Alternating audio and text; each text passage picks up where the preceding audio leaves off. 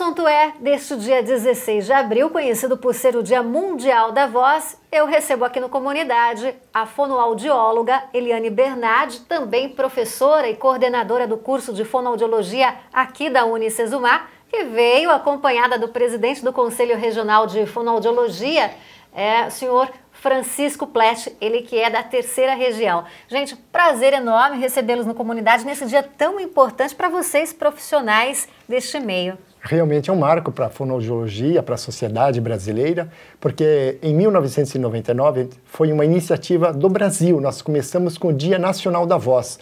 O sucesso foi tão grande que hoje tem mais de 15 países fazendo já o Dia Mundial da Voz. São 17 anos dessa comemoração agora que nós estamos comemorando nesse dia 16.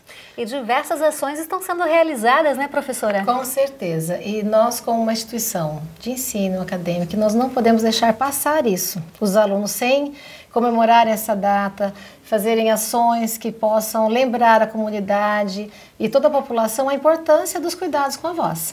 Então, nosso objetivo é mesmo conscientizar a todos e participar dessa campanha. Bom, para a gente falar um pouquinho dos problemas relacionados à voz, eu gostaria que o senhor, professor Francisco, dissesse para a gente, hoje, quais são as doenças que mais acometem os brasileiros quando o assunto é a voz? Geralmente, a primeira lesão que aparece nas pregas vocais, que é o nome científico, conhecidas popularmente como cordas vocais, são os calos, os famosos nódulos vocais.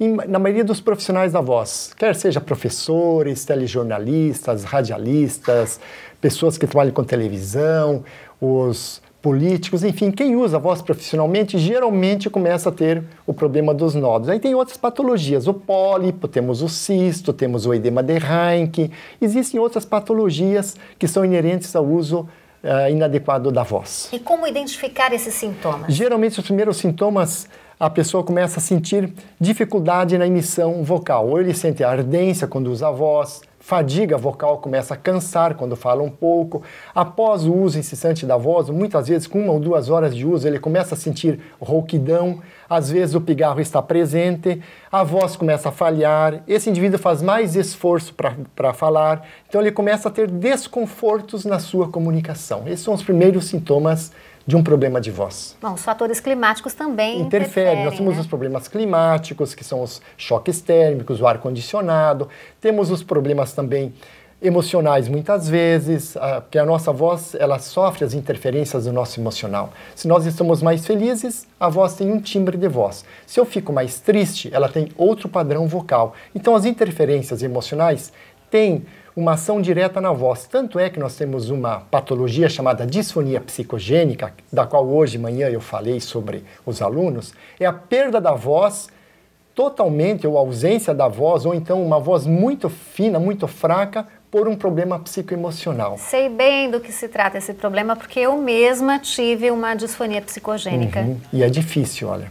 Hoje não, hoje melhorou muito as técnicas, tem pacientes que fazem 2 sessões, 4, 8, então dificilmente passa de 8 a 10 sessões. Em média de 1 a 2 meses de tratamento estão recuperados. E aquela perda assim, rápida. Você perde a identidade sua. Sem se sente incompetente para a vida. A minha demorou 62 dias para voltar. É uma lástima, é terrível isso. Eu atendo muita gente com problema de disfonia psicogênica. O que acontece? O mundo de hoje é muito estressor. Então, a ansiedade, a angústia, bater metas no trabalho, isso gera muito estresse. E esse estresse, para muitas pessoas, é canalizado no órgão que eles mais utilizam, que seria a comunicação, no caso, as pregas vocais. Então, existe quase que uma imobilidade naquele momento das pregas vocais. E eles ficam realmente sem condições. Vão no médico, o médico fala, não tem nada, não tem lesão, não existe nada, tem que fazer fonoterapia. Foi o que aconteceu comigo. E você ficou curada porque está com a voz boa agora. Felizmente, né? Afinal de contas, a voz é meu instrumento de trabalho, né? Exatamente. Bom, é importante, sem dúvida nenhuma, ações que possam conscientizar da importância de fazer qualquer tipo de diagnóstico precocemente quando o assunto é problema na voz, né, professora? Com certeza. E visando isso, nós organizamos nessa semana para que os acadêmicos possam ter uma visão maior e diferenciada, né, dos professores que nós já temos. Trouxemos o Dr. Francisco de fora e nós tivemos ontem uma palestra com a fonoaudióloga Marta Jarrus e a professora de canto Regina Lopes, focada para o cantor, a voz do cantor, que é o lema da campanha desse ano. Então, ele é muito benéfico tanto para os profissionais que trabalham no canto, os fonoaudiólogos, então todos se beneficiam dessa ação.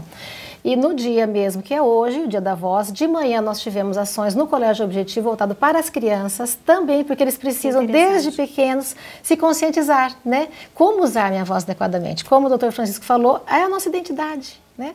A família, os pais percebem, né? O que você tem? Você está triste? Claro. Só por falar um pouquinho você já conhece a voz, né? Se ela está adequada, se é a sua voz mesmo, se tem alguma coisa errada com você ou não. E agora à tarde teremos novamente ações que continuam com as crianças e à noite nós teremos o foco que é o professor, que é um profissional que usa a sua voz como instrumento de trabalho. Ou seja, você ficou sem o instrumento de trabalho e você não consegue mais trabalhar, que é o caso também você como profissional da voz.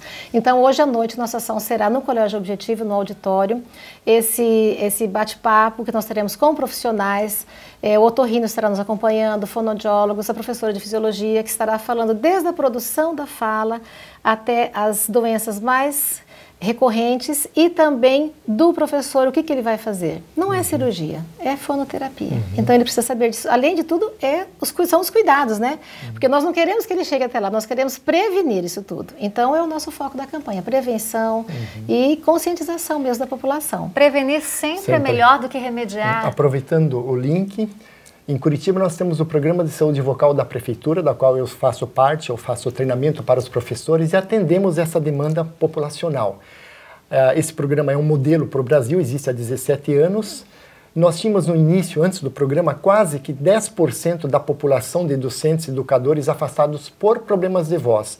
Após alguns anos, esse índice reduziu a menos de 1%. Então, a prevenção é a medida mais exata, coerente nesse sentido. Nós precisamos prevenir a população que depende justamente da sua voz para o seu trabalho. Tá certo. Olha, eu gostaria de agradecer a participação de vocês de hoje, né, no programa Comunidade, falando justamente aí dessas ações preventivas, da importância dos cuidados com a voz. Para que a gente possa encerrar esse nosso bate-papo, por favor, então, Dr. Francisco, se dirija ao pessoal que está em casa e que o senhor possa dar uma dica aí de como cuidar da voz. Olha, uma das dicas mais importantes que nós temos é beber bastante água. Então, em torno de 8 copos de água por dia, isso é uma hidratação adequada para a voz.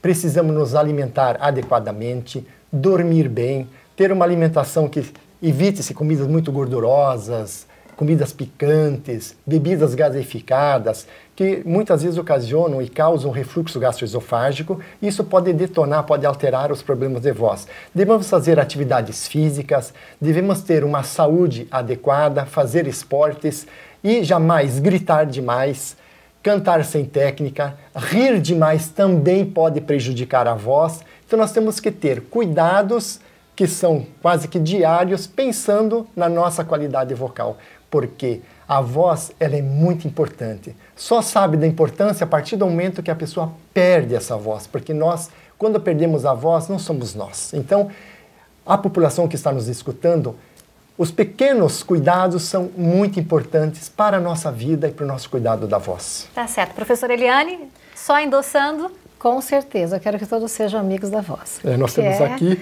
a nossa camiseta, o nosso lema. Da Sociedade Brasileira de Fonoaudiologia. Queremos literalmente a camiseta. Queremos parceiros, né, e colaboradores nessa campanha que não é só nossa, da fonoaudiologia, é de todos. Sem dúvida. Olha, muito obrigada mais uma vez pela participação de vocês, viu? Muito obrigado.